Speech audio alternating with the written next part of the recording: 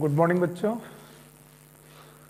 हम लोग अपनी नेक्स्ट क्लास शुरू करने जा रहे हैं और ये क्लास हम लोगों ने लिविंग वर्ड के लिए जो 2 दिन से स्टार्ट की थी और हमने देखा था लिविंग वर्ड में क्या क्या कैरेक्टर हो सकते हैं लिविंग ऑर्गेनिज्म के। लिविंग वर्ड में हम लोगों ने लिविंग ऑर्गेनिज्म के क्या क्या कैरेक्टर हैं वो हमने आपको डिस्क्राइब कर दिए। डिस्क्राइब करते वक्त कल हम लोगों ने पढ़ा था इट वाज ग्रोथ अच्छी तरीके से पढ़ ली। इसके बाद हम लोगों ने रिप्रोडक्शन को अच्छी तरीके से पढ़ लिया कि ये भी एक कैरेक्टरिस्टिक है। ग्रोथ रिप्रोडक्शन के अलावा सेंसिटिविटी हम लोगों ने पढ़ा, सेंसिटिविटी। इसके अलावा हम लोगों ने पढ़ा रेस्पॉन्सिवनेस। सेंसिटिविटी और रेस्पॉन्सिवनेस को हम लोगों ने बोला था कॉन्शियसनेस। इसके अलावा हम लोगों ने पढ़ा मेटाबॉलिज्म।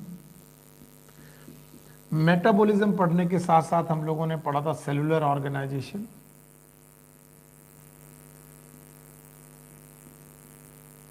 ये इतने कैरेक्टर पढ़ लिए थे, ठीक है। लिविंग वर्ड में लिविंग होने के ये सारे कैरेक्टर हैं कि लिविंग के कैरेक्टर अगर कोई पूछेगा तो ये बता दिया जाएगा। तो मैं बता दूं, लिविंग होना कोई एक चीज नहीं है। लिविंग होना मतलब ये एक प्रोसेस है, लिविंग प्रोसेस है।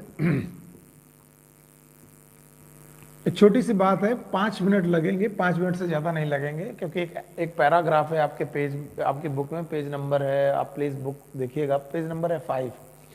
पेज नंबर 5 का जो आखिरी पैराग्राफ है, कई बार बच्चे उसे समझ नहीं पाते एनसीईआरटी के, तो उसमें बोला गया है कि लिविंग प्रोसेस जो होता है, जिंदा रहने का जो प्रोसेस है, it is due to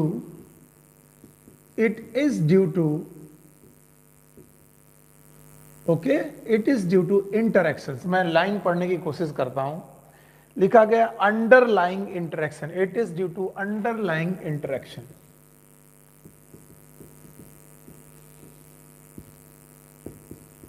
interactions, what it means, इसका मायने क्या है, अंडरलाइंग इंटरेक्शंस का मायने क्या है। मायने ये है बेटा कि अभी आप लोगों ने कल पढ़ा कि एक सेल है, ये रही वो cell.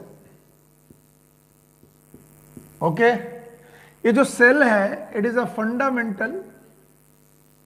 Fundamental structural and functional unit of life. कल हमने पढ़ाया था functional unit of life. Life के लिए जो सबसे छोटी चीज जरूरी है वो है सेल।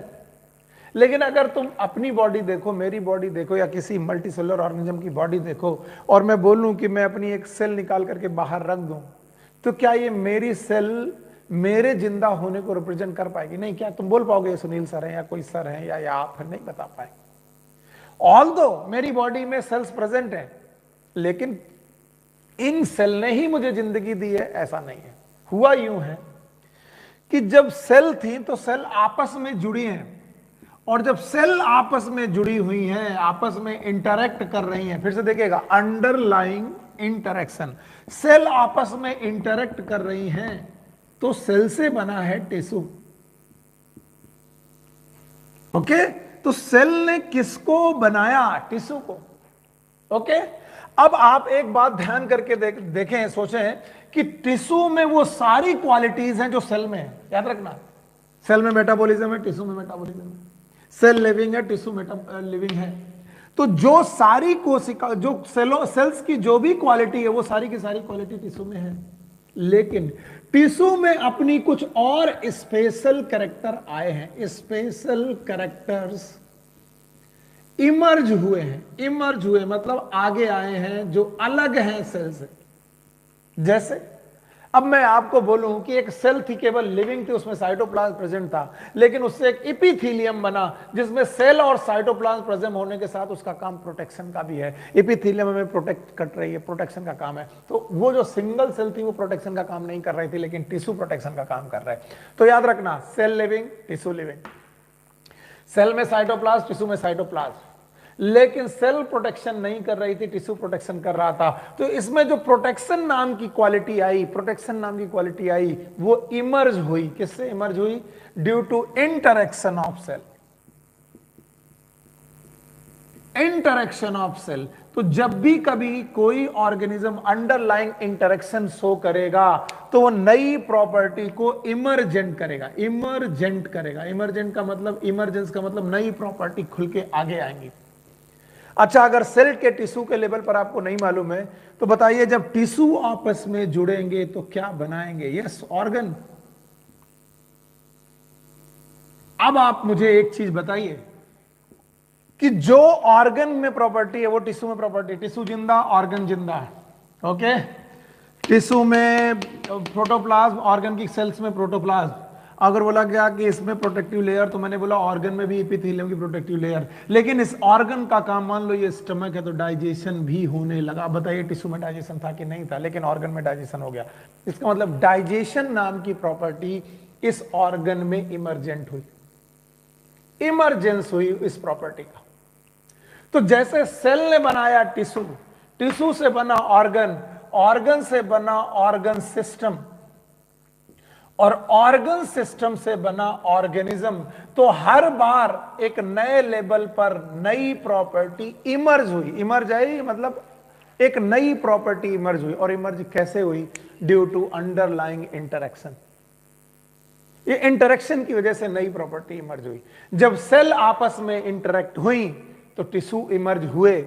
जब टिश्यू आपस में इमर्ज हुए, सॉरी, टिश्यू आपस में बेटा इंटरेक्ट हुए तो ऑर्गन बना। ऑर्गन आपस में इंटरेक्ट हुए तो ऑर्गन सिस्टम बना। ऑर्गन सिस्टम आपस में इंटरेक्ट हुए तो क्या बना? तो बेटा ऑर्गेनिज्म बना। तो हम कह सकते हैं कि ऑर्गेनिज्म बनने तक जो ये लिविंग प्रोसेस हैं, ये जो लिविंग प्रोसेस हैं, वो किसकी वजह से हुए हैं? ड्यू टू अंडरलाइंग इंटरेक्शन, जो इंटरेक्शन चल रहे हैं। तो अगर तुम मुझे बोलो कि मैं कौन हूं, तो आपने बोला सर हैं आप, तो मैं बोलूंगा, मैं अंगूठा काट के फेंक दूं तो क्या आप बोलोगे कि ये सुनील सर पढ़े हैं? नहीं, आप बोलोगे सुनील सर का अंगूठा पड़ा है। तो वो अंगूठा सुनील सर नहीं है, लेकिन जब वो अंगूठा मेरी बॉडी में अटैच था तो होल पूरी बॉडी के साथ वो अंगूठा भी सुनील सर को रिप्रेजेंट करता था। मेरा सर काट के फेंक दो, मेरे हाथ काट के फेंक दो, लोग बोलोगे सुनील सर का हाथ।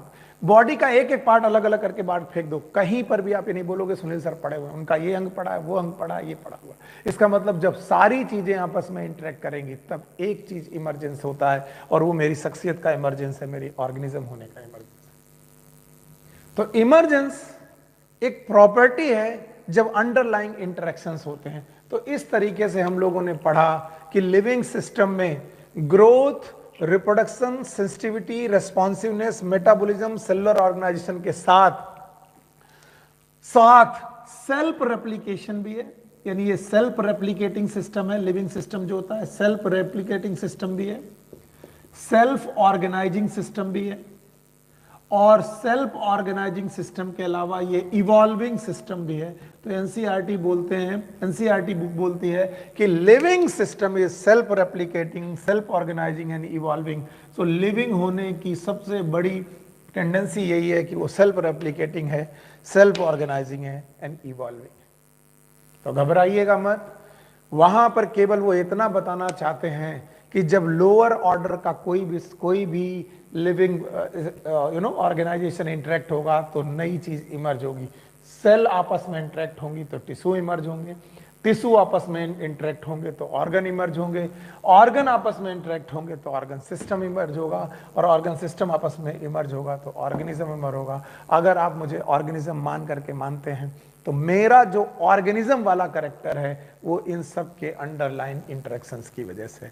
तो खैर, इस तरीके से बेटा जो हमारी प्रॉपर्टीज थी वो आपके सामने लिखी हुई हैं। अब अगर अभी भी आपको कोई दिक्कत है तो एनसीईआरटी पढ़िए और लेट मी नो कि कौन सी बातें, कौन सी लाइन है जो आपको समझ में नहीं आई। तो ठीक है, हम लोग इसे खत्म करते हैं। लिविंग ऑर्गेनिज्म के कैरेक्टर में पहला था ग्रोथ, दूसरा रिप्रोडक्शन, सेंसिटिविटी और रेस्पॉन्सिवनेस जिसे हमने कॉन्शियसनेस बोला था, मेटाबॉलिज्म और सेलुलर ऑर्गेनाइजेशन। आज हम लोगों ने पढ़ा कि cell is a fundamental structural and functional unit. लेकिन लिविंग होने में, लिविंग प्रोसेस होने में हमने पढ़ा कि लिविंग नाम का जो प्रोसेस है it is due to underline interactions. जो बेटा हमारे डिफरेंट लेवल पर इंटरेक्शन चल रहे हैं उनसे इमर्ज होकर के प्रॉपर्टी आई है। जैसे सेल आपस में इंटरेक्ट हुई तो टिश्यू आए, टिश्यू में वो सारी प्रॉपर्टीज हैं जो सेल में है। याद रखना, टिश्यू में वो सारी प्रॉपर्टीज हैं जो सेल में है, लेकिन टिश्यू में कुछ अपनी प्रॉपर्टी हैं जो सेल में नहीं है। वैसे ही टिश्यू जब बेटा इंटरेक्ट हुए तो ऑर्गन बना, ऑर्गन में वो सारी प्रॉपर्टी हैं जो टिश्यू में है, लेकिन ऑर्गन में कुछ ऐसी प्रॉपर्टीज हैं जो टिश्यू में नहीं है। शायद समझे नहीं। ऑर्गन किससे बना है? टिश्यू में। तो टिश्यू से इमर्ज हुआ ऑर्गन, तो ऑर्गन में वो सारी प्रॉपर्टी होंगी जो जिससे इमर्ज होगा वो उसकी सारी प्रॉपर्टी लेके आएगा, लेकिन नई प्रॉपर्टी के साथ आगे इमर्ज हो जाएगा। उसके बाद ऑर्गन सिस्टम बना, उसके बाद ऑर्गेनिज्म बने। तो इस तरीके से हमने बोला कि ये सिस्टम सेल्फ रेप्लिकेटिंग है, सेल्फ ऑर्गेनाइजिंग है, इवॉल्विंग है। तो कुल मिला करके आपको सारे कैरेक्टर एक साथ देखने को मिल गए। ओके, इसके बाद आप पेज नंबर जब 6 जोड़ेंगे, पेज नंबर 6 एनसीईआरटी का देखेंगे, तो उसमें आपको मिलेगा एक छोटा सा टॉपिक, नाम है diversity. It is known as diversity in the living world, in the living world. और आज हम लोग diversity in the living world को समझने की कोशिश करते हैं। होता क्या है बेटा, इस दुनिया में जहां पर भी देखोगे तरह तरह के ऑर्गेनिज्म है, different type of organism they reside in the world. There are different type of organism.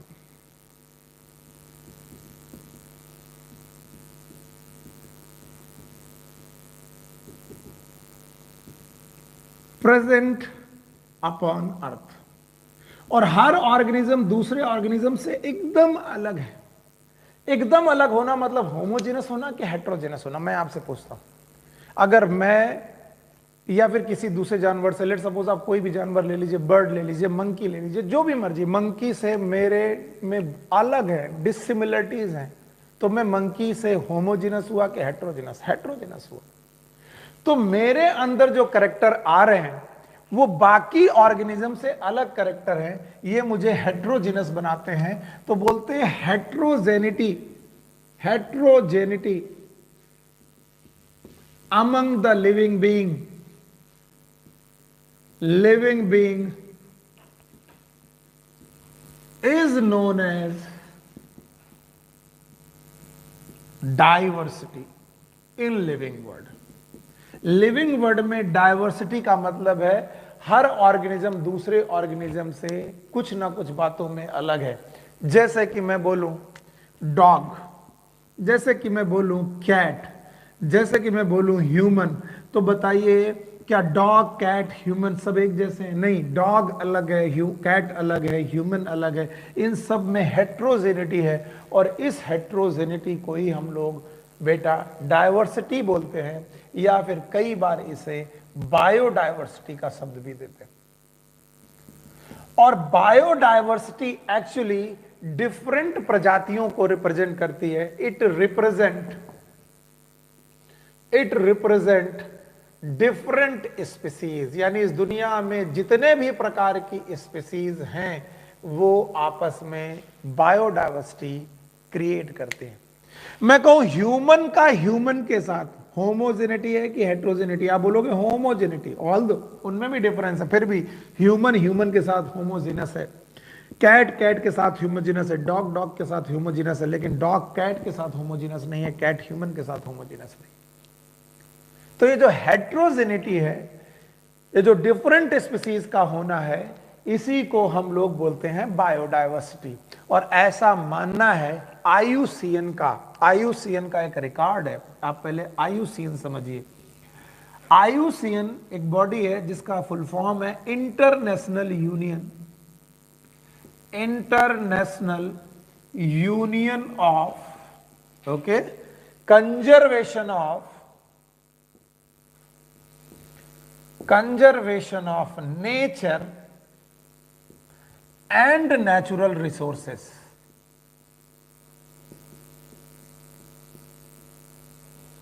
International union of conservation of nature and natural resources ये मानते हैं कि इस दुनिया में लगभग 1.7 to 1.8 मिलियन स्पीसीज हैं। लगभग 1.7 से लेकर 1.8 मिलियन स्पीसीज हैं। मैं आपको बताता चलूं कि 1 मिलियन का मतलब है लगभग 10 लाख। तो इसका मतलब है 1.7 टू 1.8 मिलियन का मतलब हुआ लगभग 17 से 18 लाख स्पीसीज। और ये जो स्पीसीज हैं, दीज आर डिस्कवर्ड स्पीसीज, ये वो स्पीसीज हैं जो खोजी जा चुकी हैं, डिस्कवर्ड। इसका मतलब है ये कि IUCN का डाटा ये बताता है कि इस दुनिया में लगभग 17 से 18 लाख स्पीसीज को हमने डिस्कवर कर रखा है। इससे ज्यादा भी स्पीसीज हो सकती हैं, लेकिन हमने जो खोज करके उन्हें लिखा है ये लगभग 17 से 18 लाख स्पीसीज है। और ये जो 17 से 18 लाख स्पीसीज है, ये सारी स्पीसीज आपस में हेट्रोजिनस हैं। कोई भी एक स्पीसीज दूसरी स्पीसीज जैसी नहीं है, एक स्पीसीज दूसरी स्पीसीज से अलग है, चाहे वो मॉर्फोलॉजी में हो, चाहे वो एनाटॉमी में हो, चाहे अपने बिहेवियर में हो। हर स्पीसीज दूसरी स्पीसीज से किसी ना किसी बात में डिफरेंट है। ओके, सो आप लोग ये बात मान के चलेंगे कि मैं डाइवर्सिटी में क्या पढ़ाना चाहता हूं। तो ठीक है, छोटा सा पॉइंट है, diversity in the living world में हमने पढ़ा कि ऑर्गेनिज्म में हेट्रोजेनिटी होती है, और इस हेट्रोजेनिटी को हम लोग बायोडाइवर्सिटी बोलते हैं। और हम बोलते हैं कि बायोडाइवर्सिटी के अनुसार इस दुनिया की हर स्पीसीज मॉर्फोलॉजी, एनाटॉमी या फिर बिहेवियर में अलग है, कैरेक्टर में अलग है। फिर हमें बताया गया एक डेटा है IUCN का, international union of conservation of nature and natural resources. और IUCN ने बताया कि इस दुनिया में अब तक 1.7 टू 1.8 मिलियन स्पीसीज, लगभग 17 से 18 लाख स्पीसीज डिस्कवर्ड है। अब होता क्या है? होता यह है कि कोई भी स्पीसीज है, लेट्स सपोज कोई भी सिंगल स्पीसीज है, इस सिंगल स्पीसीज के अपने ट्रिवियल नेम होते हैं, ट्रिवियल नेम, या फिर हम लोग इन्हें बोलते हैं लोकल नेम। लोकल नेम होते हैं, और ये लोकल नेम जो होते हैं ये प्लेस टू प्लेस वेरी करते हैं। The name they vary with respect to place. अगर एक जगह पर जाएंगे तो आप उनका नाम कुछ और पाएंगे, किसी दूसरी जगह पर जाएंगे तो उसका नाम कुछ और पाएंगे। फॉर एग्जाम्पल, कोई भी एक एग्जाम्पल ले लीजिए, लेट सपोज एक प्याज है, हम हिंदी में इसे प्याज बोल रहे, प्याज हम सबने देखा है, ओके। इसी प्याज को अंग्रेजी में अनियन बोल रहे, मुंबई चले जाइए तो कुछ और बोल रहे। इसका मतलब है जिसको आप प्याज बोल रहे हैं, मुंबई में उसे कुछ और बोला जा रहा है, बेटा अंग्रेजी में कुछ और बोला जा रहा है। इसका मतलब किसी भी एक स्पीसीज का पूरे यूनिवर्स, पूरे बेटा वर्ल्ड में एक नाम है कि डिफरेंट नाम है? डिफरेंट नाम है। तो होता क्या है, लोकल नेम या ट्रिवियल नेम होने की वजह में there are lots of confusion. हो सकता है दो लोग एक ही स्पीसीज की बात कर रहे हों और दोनों लोग ये ना समझ पा रहे हो कि दोनों लोग एक ही स्पीसीज की बात कर रहे हैं। क्यों? क्योंकि दोनों लोग इन नामों से डिफर कर जाएंगे। जिसे कोई प्याज बोल रहा, कोई से अनियन बोल रहा, कोई से कांदा बोल रहा, कोई से एलियम सेपा बोल रहा, क्या बोल रहा पता ही नहीं चल पा रहा। इसलिए हर एक स्पीसीज का, एवरी स्पीसीज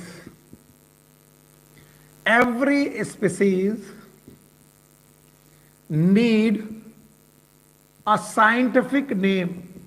हर स्पीसीज को एक साइंटिफिक नेम की जरूरत है। ये जो दुनिया में इतनी हेट्रोजेनिटी है, मॉर्फोलॉजी से, एनाटॉमी से, हर स्पीसीज दूसरे स्पीसीज से अलग है, तो हर स्पीसीज को एक साइंटिफिक नेम की जरूरत है। And that name is applicable in whole world. That name will be applicable in whole world. पूरे के पूरे विश्व में वो नाम एप्लीकेबल होना चाहिए, वही नाम चलना चाहिए सब जगह पर। याद रहेगा, अगर वो नाम सब जगह पर चलना चाहिए तो याद रखना ये साइंटिफिक नेम भी हमारी एक रिक्वायरमेंट बन जाता है। फिर से हमने बोला इस दुनिया में बहुत सारी स्पीसीज हैं जो morphologically, anatomically, character wise, behaviour wise इस दुनिया में अलग अलग है। उन स्पीसीज के अपने कुछ लोकल नेम है, ट्रिवियल नेम है। उन नेम की होने की वजह से there is lots of confusion. तो हम किस स्पीसीज की बात कर रहे हैं हमें पता ही नहीं चल रहा, इसलिए हमें एक स्पीसीज के बारे में, जिसके बारे में भी बात करना हो, उसका एक सिंगल नाम चाहिए, और वो सिंगल नाम ऐसा होना चाहिए कि वो पूरी दुनिया में एक ही हो, और उस नाम को हम लोगों ने साइंटिफिक नाम के बारे में बोला। तो बोले इस साइंटिफिक नाम जिसको हम दे रहे हैं वो पूरी दुनिया में एक जैसा होना चाहिए। बट बोल रहे किसका नेमिंग करा, जिसकी भी नेमिंग की जानी चाहिए पहले उसका आइडेंटिफिकेशन जरूरी है। क्या जरूरी है? आइडेंटिफिकेशन। मैंने बोला भाई मेरे हाथ में एक चीज है, इसको प्याज बोलते हैं, तो हाउ यू आइडेंटिफाई? या मेरे हाथ में एक चीज है, इसे एप्पल बोलते हैं, तो हाउ यू आइडेंटिफाई कि ये एप्पल है या ये एप्पल नहीं, ये प्याज है? तो याद रखना, नामकरण करने के पहले, बहुत पहले, देयर इज आइडेंटिफिकेशन। हमें आइडेंटिफिकेशन होना चाहिए कि हम क्या देख रहे, कौन सी स्पीसीज देख रहे। अब फिर से एक नया बात आता है कि what is identification? What is identification? Identification is a full description of the organism. ध्यान से समझिएगा, मैं बहुत ध्यान से सिंपल लैंग्वेज में लिख रहा हूं। फुल डिस्क्रिप्शन यानी हम उस ऑर्गेनिज्म की मॉर्फोलॉजी को डिस्क्राइब कर रहे हैं, हो सके तो उसकी एनाटॉमी डिस्क्राइब कर सकते हैं, हो सके तो उसके ग्रॉस कैरेक्टर डिस्क्राइब कर सकते हैं, हो सके अगर वो एनिमल है तो उसके बिहेवियर को बेटा हम डिस्क्राइब कर सकते हैं। फिर से नॉमेनक्लेचर के बहुत पहले, नॉमेनक्लेचर नाम देने के बहुत पहले, साइंटिफिक नाम देने के बहुत पहले हमें स्पीसीज का आइडेंटिफिकेशन करना पड़ेगा। And now what is identification? Identification is full description. तो जब मैं फुल डिस्क्रिप्शन लिखूं तो आप समझ जाइए कि बहुत सारा डिस्क्रिप्शन करने वाले हैं, morphology, anatomy, gross character, behaviour, etcetera. Full description of any organism, full description of any organism according to its various character. Full description of any organism according to its various character. अगर कोई पूछे कौन कौन से various character हैं जिनकी basis पर हम डिस्क्रिप्शन दे रहे हैं, so there must be morphology, there must be anatomy, gross character, behaviour, etcetera. इतनी सारी अंग्रेजी बोल करके मैं आपको कंफ्यूज नहीं करना चाहता। मैं आपके हाथ में अनियन देना चाहता हूं तो आप क्या बोलेंगे? अनियन की मॉर्फोलॉजी होगी, प्याज की एक मॉर्फोलॉजी होगी। बताएंगे सर एक गांठ जैसा स्ट्रक्चर दिख रहा है सर, उसमें पत्तियां निकल रही हैं, उसकी स्मेल सल्फर कंटेनिंग स्मेल है सर, खाने में थोड़ा शार्प है और बड़ी स्मेल है। तो हम धीरे धीरे बोलेंगे अच्छा और मॉर्फोलॉजी बताओ उसकी, और एनाटॉमी बताओ, देखने में कैसा है। तो जब आप morphology, anatomy, gross character, behaviour दिखाने लगे, बताने लगे, तो मैं कहूंगा यार ये तो कुछ जो तुम बता रहे हो वो प्याज जैसा लग रहा है। इसका मतलब मैंने क्या कर लिया? आइडेंटिफाई कर लिया। तो आइडेंटिफिकेशन क्या है? रट्टा भी नहीं मारना है। It is a full description. एक साथ बोलिएगा, identification is a full description of any organism according to its various character and it is used for the purpose of naming, so that we can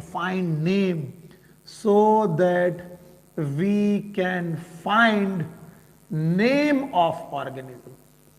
हम organism का नाम पता लगा सकें उसके कैरेक्टर की बेसिस पर, उसकी एनाटॉमी की, उसके ग्रॉस कैरेक्टर, उसके बिहेवियर की बेसिस पर उसका नाम पता लगा सकें। और नाम भी कैसा?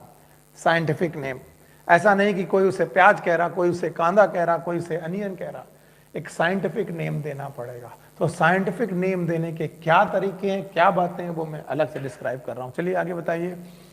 हमने बताया इस दुनिया में बहुत सारी स्पीसीज हैं, हर स्पीसीज एक दूसरे से अलग है, उसे अलग अलग जगह में अलग अलग नामों से जाना जाता है, ट्रिवियल नेम और लोकल नेम से जाना जाता है। इस वजह से बहुत सारे कंफ्यूजन होते हैं। उन कंफ्यूजन को खत्म करने के लिए वैज्ञानिकों ने कहा कि हमारे पास कोई एक ऐसा नाम होना चाहिए जो विश्व में हर जगह पर एप्लीकेबल हो। तो बोले ठीक है, नाम होना चाहिए, लेकिन नाम देने के पहले उसका क्या होना चाहिए? आइडेंटिफिकेशन। तो बोले what is identification? Identification is a full description of any organism according to its various characters so that we can find the name of that organism। और याद रखना हम लोग करेक्टर में मॉर्फोलॉजी, एनाटॉमी, ग्रॉस करेक्टर और behaviour सब लेते हैं। तो याद रखना अगर हमने आइडेंटिफाई कर लिया है तो हम उसकी नेमिंग भी कर सकते हैं।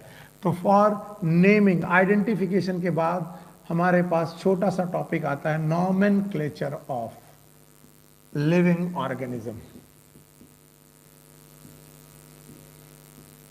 ठीक है, और नॉमेनक्लेचर ऑफ लिविंग ऑर्गेनिज्म में हम लोग नॉर्मल नॉमेनक्लेचर की बात नहीं कर रहे हैं, ये बात कर रहे हैं हम लोग साइंटिफिक नेम की। साइंटिफिक नेम की एक साइंटिस्ट हुए हैं कोरोलस लीनियस, याद रखिएगा इन्हें, कोरोलस लीनियस। और कोरोलस लीनियस ने कहा इस दुनिया में केवल 2 ही किंगडम है, 2 ही तरीके के लोग हैं। ऑल्दो विटेकर ने आगे चल के 5 किंगडम हमें बताया, पर कोरोलस लीनियस के अनुसार इस दुनिया में केवल 2 ही तरीके के प्राणी हैं, या तो वो प्लांटी हैं और या तो वो एनिमलिया है। या तो वो प्लांट जैसे हैं या तो वो एनिमल जैसे हैं। प्लांट जैसे वो हैं जिनमें सेल वॉल है, जिनकी कोशिकाओं में सेल वॉल है, और एनिमल वजह से वो लोग हैं जिनकी कोशिकाओं में सेल वॉल नहीं है। तो कोरोलस लीनियस कहते हैं कि इस दुनिया में जो नॉमेनक्लेचर चल रहा है, नामकरण चल रहा है, उसके कोड्स होने चाहिए। There must be some codes, there must be some codes for nomenclature.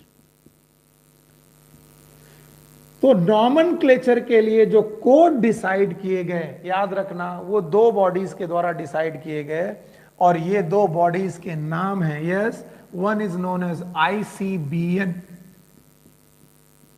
और दूसरी बॉडी है ICZN। फिर से सुनो, अगर कंफ्यूजन है तो फिर से ध्यान से सुनो। नॉमेनक्लेचर ऑफ लिविंग ऑर्गेनिज्म, हम इस दुनिया के सारे लिविंग ऑर्गेनिज्म का नाम ढूंढने निकले, और लीनियस ये कहते हैं कि इस दुनिया में 2 ही तरीके के लोग हैं, या तो प्लांट जैसे लोग हैं या तो एनिमल जैसे लोग हैं। तो हमें प्लांट जैसे लोगों का भी नामकरण करना है, एनिमल जैसे लोगों का नामकरण करना है। प्लांट जैसे लोगों का नामकरण करना हो या एनिमल जैसे लोगों का नामकरण करना हो, उनके लिए हमें कोड्स चाहिए, और ये कोड्स 2 प्रकार के हो सकते हैं, प्लांट के लिए अलग, एनिमल के लिए अलग। तो प्लांट के लिए जो कोड्स हैं उन्हें रखा गया ICBN में। किसमें रखा गया?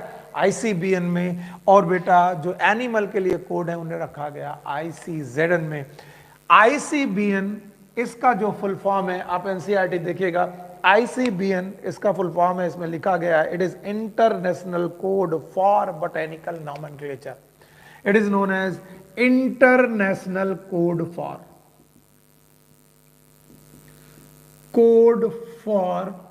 Botanical nomenclature.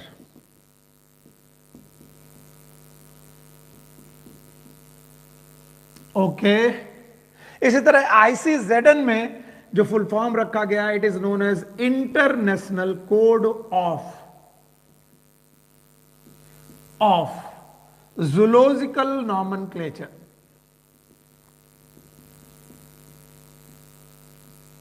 अच्छा, तो एक जगह पर आप बॉटनी के नाम बात कर रहे हैं और दूसरी जगह पर जूलॉजी के नाम कर रहे हैं। Zoology is related with the animal, botany is related the plant. तो याद रखना 2 बॉडीज बनाई गई, वन इज ICBN और एक ICZN। मैं आपको बता दूं, आगे आप जितना पढ़ते जाओगे लोग आपको कंफ्यूज करेंगे, इस तरीके से कहेंगे देखो भाई बोटेनिकल में फॉर है, जूलॉजिकल में ऑफ है। इन सारे कंफ्यूजन में मत जाइएगा, ये NCERT की वजह से मुझे फॉर और ऑफ पढ़ाना पड़ रहा है, वरना आप दोनों के लिए फॉर या दोनों के लिए ऑफ यूज कर सकते हैं। अगर यहां फॉर यूज किया international code for botanical nomenclature, तो यहां पर यूज कर सकते हैं international code for zoological nomenclature. अगर यहां ऑफ यूज किया तो वहां भी यूज कर सकते हैं, बट चूंकि NCERT और NCERT की लाइन में जो बातें लिखी हैं हम उनको अक्षर सा वैसा मानते हैं, इसलिए ICBN international code for botanical nomenclature हो गया, और ICZN it is known as international code of zoological nomenclature रखा गया। याद रखना, और इन कोड की बेसिस पर जो साइंटिफिक नेमिंग की गई,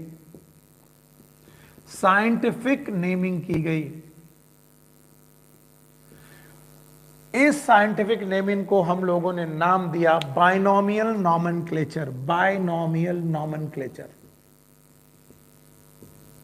इन कोड्स की बेसिस पर जो बेटा किसी भी ऑर्गेनिज्म की नेमिंग की गई, नामकरण किया गया, उस नामकरण के सिस्टम को हम लोग बोलते हैं बाइनोमियल नॉमेनक्लेचर, दो शब्दों का नॉमेनक्लेचर। जैसे हम लोग अपने नामों में नेम एंड सरनेम रखते हैं। लेट सपोज मेरा नाम है सुनील, तो मैं सुनील के साथ कुमार लगाता हूं, तो बोला गया कुमार सर का सरनेम है और ये रहा सर का नेम।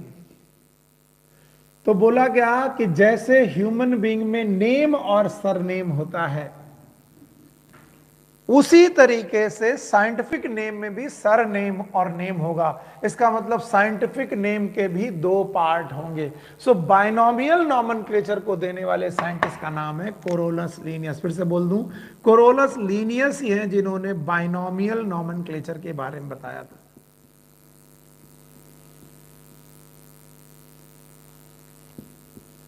याद रखेंगे इन साइंटिस्ट का नाम, भूलिएगा मत। कोरोलस लीनियस जिन्होंने दो किंगडम सिस्टम बताए थे, जिन्होंने ये बताया था कि दुनिया में दो किंगडम है, प्लांट और एनिमल, उन्हीं ने ये बताया था कि इस दुनिया में हर स्पीसीज के नाम में दो पार्ट होने चाहिए, दो हिस्सा होना चाहिए। एक हिस्सा नेम जैसा होना चाहिए, नेम नहीं होना चाहिए, नेम जैसा होना चाहिए, और दूसरा हिस्सा सरनेम जैसा होना चाहिए। लेकिन इन्होंने नेम और सरनेम की बजाय बोला गया किसी भी बाइनोमियल नॉमेनक्लेचर में जो पहला हिस्सा होना चाहिए वो जेनेरिक नेम होना चाहिए। जेनेरिक नेम, जेनेरिक नेम होना चाहिए जो कि जीनस से उठाया जाना चाहिए। जीनस एक ग्रुप का नाम है, एक टेक्सा का नाम है। और जो दूसरा हिस्सा होना चाहिए नाम का, वो स्पीसीज स्पेसिफिक नेम होना चाहिए। आपकी बुक इसे स्पीसीज एपिथेट बोलती है, स्पीसीज एपिथेट। अब एपिथेट क्या होते हैं हिंदी में? हम लोगों ने उपसर्ग और प्रत्यय के नाम सुने, उन्हीं से रिलेटेड है ये। तो स्पेसिफिक नेम होना चाहिए, या फिर दूसरे हिस्से में हम स्पीसीज का नाम लिखेंगे। अगर आपको कुछ नहीं समझ में आ रहा तो याद रखना, जब कभी भी साइंटिफिक नेम दिया जाएगा तो नाम साइंटिफिक नेम के पहले हिस्से में उस स्पीसीज का जीनस, उस ऑर्गेनिज्म का जीनस, उस ऑर्गेनिज्म का जीनस लिखेंगे और दूसरे हिस्से में उस ऑर्गेनिज्म की स्पीसीज का नाम लिख देंगे। याद रहेगा? तो बाइनोमियल नॉमेनक्लेचर के बाकायदे कुछ रूल बनाए गए हैं। उन रूल को मैं पढ़ाने जा रहा हूं, आप समझने की कोशिश करिएगा।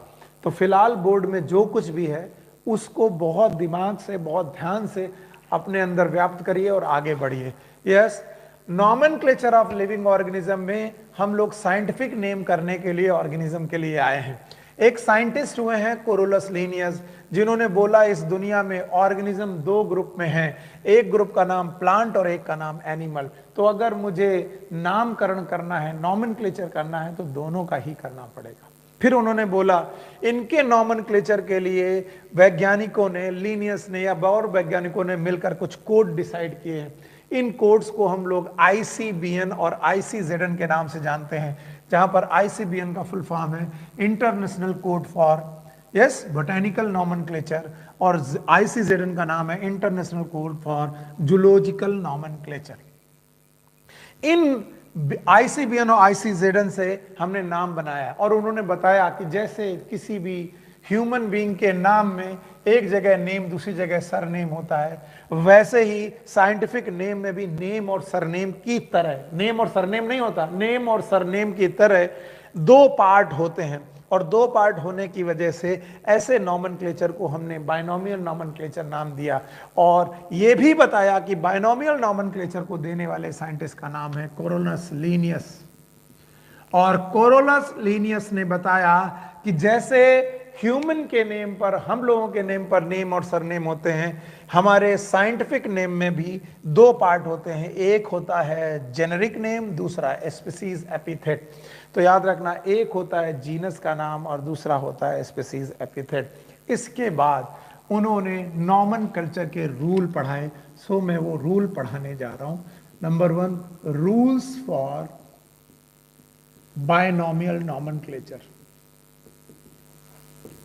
मैं एक चीज आपको बता दूं, पढ़ाने के लिए टीचर चैप्टर में हर बात पढ़ाने की कोशिश करता है, लेकिन क्वेश्चन वाइज जब चीजें पूछी जाती हैं तो ये मोस्ट इंपॉर्टेंट टॉपिक है।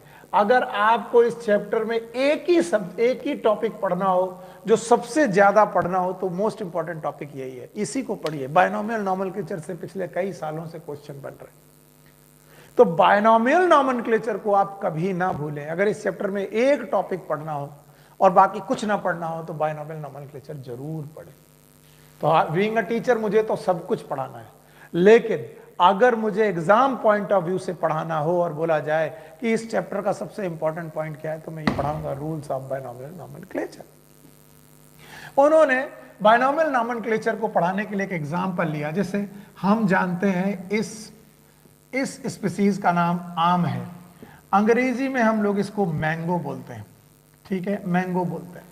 बोल रहे हैं कि आम या फिर मैंगो को हम लोग साइंटिफिक नेम देना चाह रहे हैं, तो हम इसे कैसे साइंटिफिक नेम देंगे और इसको सीखते हैं, ठीक है, ओके। तो सबसे पहला रूल साइंटिफिक नेम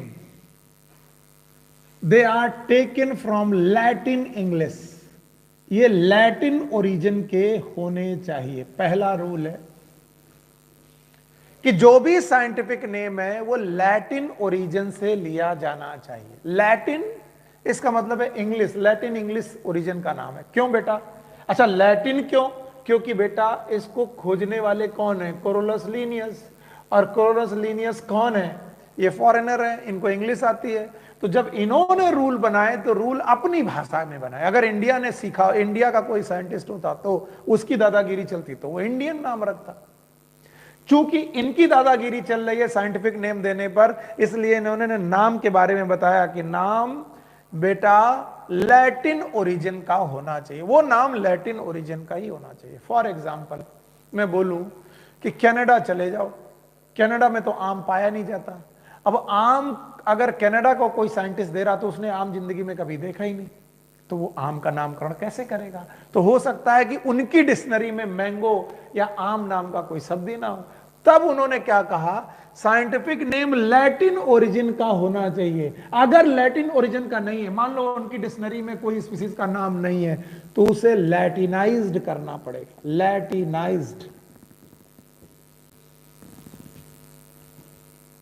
लैटिनाइज। जैसे मान लो हम लोग मैंगो मानते हैं आम का नॉर्मल इंग्लिश नाम, तो अब हम इसको मैंगो ना बोल के मैंगी फेरा बोलेंगे। मैंगी फेरा बोलना एक तरीके का लैटिनाइजेशन है। तो पहली बात तो नाम लैटिन ओरिजिन का होना चाहिए। दूसरा, लैटिन ओरिजिन ना हो तो उसे लैटिनाइज्ड किया जाना चाहिए। तो पहली बात, उसके उच्चारण में लैटिनाइजेशन होना चाहिए। फिर से याद रखना, लिखना अलग बात है, प्रोनाउंसिएशन अलग बात है। पहला पॉइंट, प्रोनाउंसिएशन भी लैटिनाइज होना चाहिए। प्रोनाउंसिएशन लैटिनाइज होना। आप मैंगो नहीं बोल सकते, उसे मैंगी फेरा बोलिए, तब उससे लैटिनाइज ओरिजिन की बात समझ में आएगी। तो उन्होंने पहला बात बोला कि name should be in Latin और लैटिनाइज्ड और डेराइव्ड फ्रॉम लैटिन। या तो लैटिन ओरिजिन का हो या लैटिनाइज्ड हो या फिर डेराइव्ड फ्रॉम लैटिन इंग्लिश, या तो उसे लैटिन इंग्लिश से डिराइव किया जाना चाहिए। तीनों बातों में डिफरेंस है। या तो लैटिन इंग्लिश में वहां पाया जाता होगा, strawberry is a Latin word, तो वहां पर है, लैटिनाइज्ड होना करना पड़ेगा। अगर ना हो तो उसे लैटिनाइज करिए या फिर लैटिन से डिराइव करिए। तो ये तो हो गया प्रोनाउंसिएशन। फिर लिखेंगे कैसे? उसे लिखेंगे इटैलिक्स में, इटैलिसाइज्ड, इसी को बोलते हैं इटैलिसाइज्ड। अगर आप इटैलिसाइज्ड कंडीशन में लिख रहे हैं तो ये बताता है कि आपने नाम को लैटिन ओरिजिन से लिया है। इटैलिसाइड का मतलब होता है स्लैंट लेटर्स। हम तिरछा अक्षरों में उसे लिखें तो हम बता पाते हैं, हम लिखने के तरीके से बता पाते हैं कि यार वो जो नाम लिया गया है वो लैटिन ओरिजिन का है। खूब समय लगा लो इस एक पॉइंट को समझने के लिए। कोई भी दिक्कत हो मुझे बता दो। यस, पहला point, scientific name Latin origin का होना चाहिए। लैटिन ओरिजिन में नहीं मिल रहा तो लैटिन से डेराइव करिए, लैटिन से डेराइव नहीं मिल कर पा रहे तो जो भी नाम है उसे लैटिनाइज्ड कर दीजिए। अब बोले लैटिनाइज्ड करने के लिए, लैटिनाइज करके दिखाने के लिए आपके पास क्या तरीका है, तो बोलते हैं जो तरीका है वो तरीका है कि हम उसे तिरछे तरीके से लिखें। नाउ दूसरा रूल 2, फर्स्ट नेम जो होगा ये जीनस को रिप्रेजेंट करेगा। मैंने पहले ही बोला था किसी भी साइंटिफिक नेम में जो फर्स्ट नेम होगा वो जीनस को रिप्रेजेंट करेगा, उस स्पीसीज के उस ऑर्गेनिज्म के जीनस को बेटा रिप्रेजेंट करेगा। एंड उसका जो सेकंड नेम होगा, जो दूसरा नाम होगा, साइंटिफिक नेम में दो पार्ट थे, फर्स्ट नेम पार्ट, दूसरा second name part. First name part हमेशा जीनस के बारे में बताएगा और बेटा सेकंड नेम पार्ट हमेशा स्पीसीज एपिथेट को बताएगा। ये दूसरा रूल है।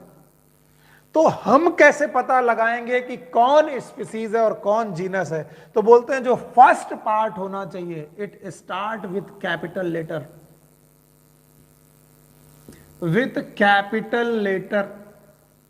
इसे कैपिटल लेटर से स्टार्ट होना चाहिए। और जो सेकंड पार्ट होना चाहिए it start with small letter, इसे स्मॉल लेटर से स्टार्ट होना चाहिए। अब अगर हम लोग इस चीज का एग्जाम्पल ना लें तो हमें समझ में नहीं आएगा। जैसे मैंगो के नेम में जो जीनस पार्ट है वो है मैंगीफेरा, ये रहा मैंगीफेरा। अब देखिए जो मैंने मैंगीफेरा लिखा है उसको मैंने कैपिटल एम के साथ शुरू किया है, मैंगीफेरा। इसके बाद मैंगीफेरा के बाद मैं फिर से लिख रहा हूं मैंगीफेरा, कैपिटल लेटर के साथ शुरू किया। और जो दूसरा बेटा हमने नाम का पार्ट रखा है इसे रखा है इंडिका, और इंडिका हमने स्मॉल लेटर के साथ शुरू किया। याद रखना, लाइन अभी कुछ नहीं करनी, मैंगीफेरा इंडिका। ठीक, तो पहला रूल हो गया, साइंटिफिक नेम लेना है, लैटिन ओरिजिन का लेना है, लैटिन से डिराइव करना है, नहीं तो लैटिनाइज कर देना है। लैटिन ओरिजिन, लैटिनाइज या लैटिन डिराइव को दिखाने का तरीका क्या है? इटैलिक्स में लिखना, तिरछे शब्दों में लिखना। इटैलिक्स में लिखना, it is known as italicised, यानी कि ये नाम लैटिनाइज्ड भी होना चाहिए, इटैलिसाइज्ड भी होना चाहिए। प्रोनाउंसिएशन में, उच्चारण में लैटिनाइज्ड होना चाहिए और लिखने में इटैलिसाइज्ड होना चाहिए। Written, it should be written in italics, italicized, or it will be pronounced into the Latin. तो Latinized in pronunciation, written in italicized, derived from Latin और slant letter में लिखना चाहिए। लिखते वक्त जो पहला बेटा नाम लिखना है, जो फर्स्ट नेम आपने लिखना चालू किया है उसको कैपिटल लेटर से शुरू करना चाहिए, और जो दूसरा नाम है उसको स्मॉल लेटर से शुरू करना चाहिए। याद रखना, पहला लेटर जो बताएगा वो जीनस के बारे में बताएगा और दूसरा बताएगा बेटा वो हमेशा बताएगा आपको, ये दूसरा वाला जो बेटा शब्द है वो स्पीसीज एपिथेट के बारे में बताएगा। Now the third point, both part of name should be separately underlined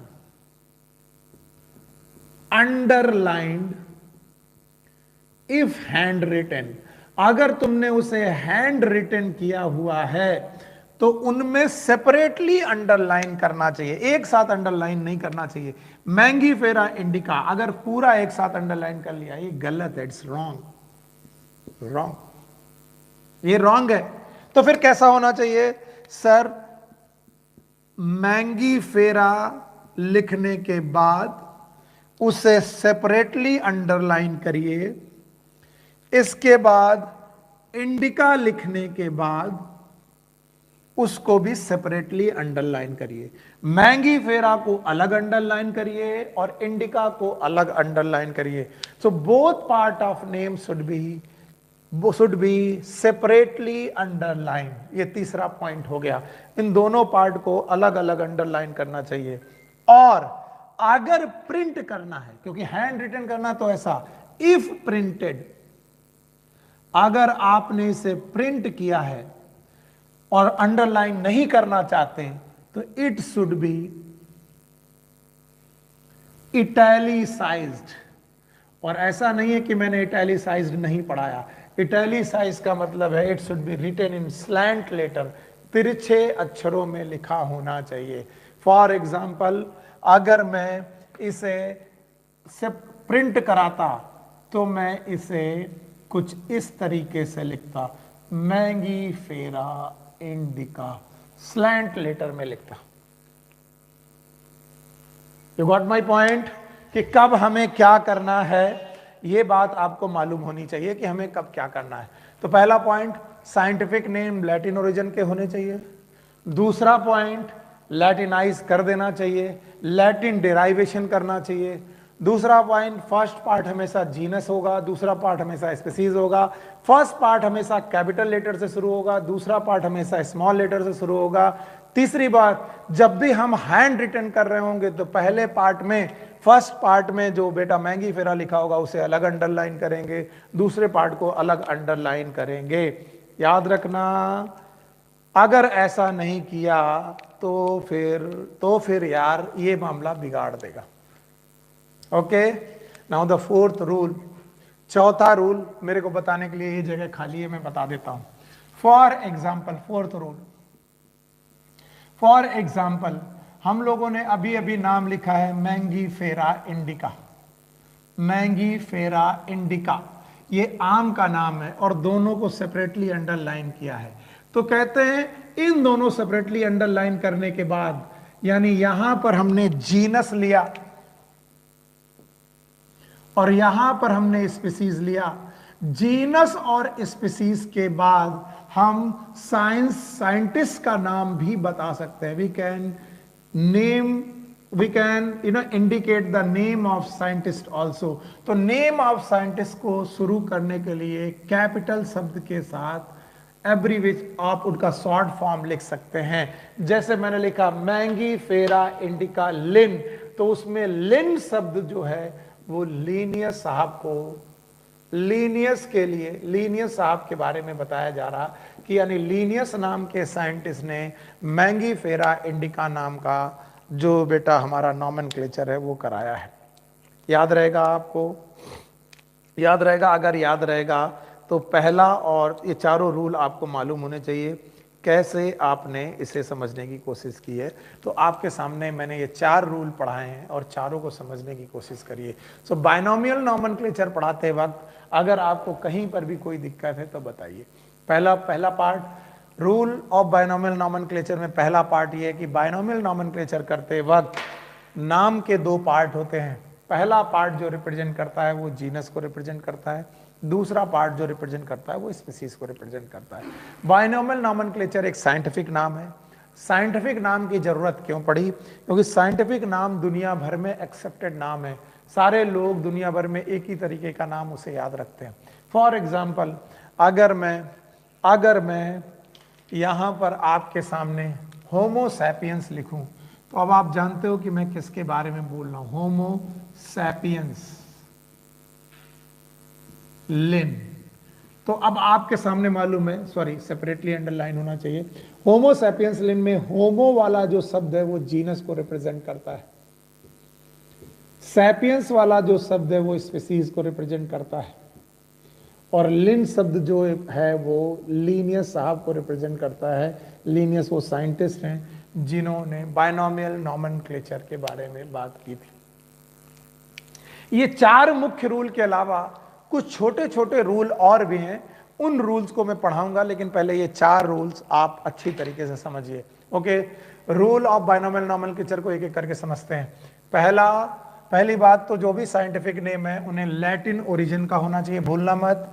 या तो लैटिन डिराइव करना चाहिए या तो लैटिनाइज करना चाहिए, प्रोनाउंसिएशन लैटिनाइज्ड होना चाहिए, यस। लेकिन लिखते वक्त उसे हम लोग इटैलिक्स में लिख सकते हैं, स्लैंट लेटर में लिख सकते हैं। ओके, दूसरा पॉइंट लिखा गया कि पहला पार्ट जो नाम का है वो जीनस बताएगा, दूसरा पार्ट जो नाम का है वो स्पीसीज बताएगा। पहला पार्ट कैपिटल लेटर से शुरू होगा, दूसरा पार्ट स्मॉल लेटर से शुरू होगा। ओके, इसके बाद लिखने का तरीका बताया गया। अगर हैंड रिटन है तो पहले पार्ट को कैपिटल लेटर से शुरू करने के और दूसरे को स्मॉल लेटर शुरू करने के बाद सेपरेटली अंडरलाइन करेंगे, और फिर चौथा पॉइंट जब हम सेपरेटली अंडरलाइन कर चुके होंगे, नाम दे चुके होंगे, तो उसके आगे हम वैज्ञानिक का नाम लिखने के लिए भी सोच सकते हैं, और उसको हम लोग लिन यानी लीनियस को या किसी वैज्ञानिक के छोटे फॉर्म को दिखा सकते हैं। और इस तरीके से हमने आपके सामने नामकरण करके दिखाया। इस नामकरण के दौरान एक दो बातें आपको मैं समझाने की कोशिश करता हूं।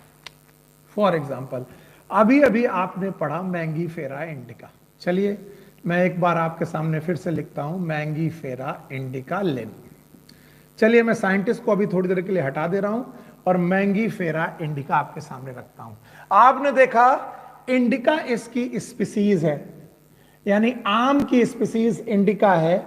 इसका मतलब ये बताना चाहते हैं कि मैंगीफेरा इंडिका यानी कि मैंगो है, उसका जो ओरिजिन है वो इंडिया है, यानी कि ये इंडिया में पाया जाता है, यानी इंडियन ओरिजिन का ये स्पीसीज है। यानी मैंगीफेरा इंडिका या मैंगो जो है वो इंडियन ओरिजिन का है, इसलिए उन्होंने मैंगीफेरा इंडिका शब्द लिख करके स्पीसीज को इंडिका शब्द लिखा, याद रखना।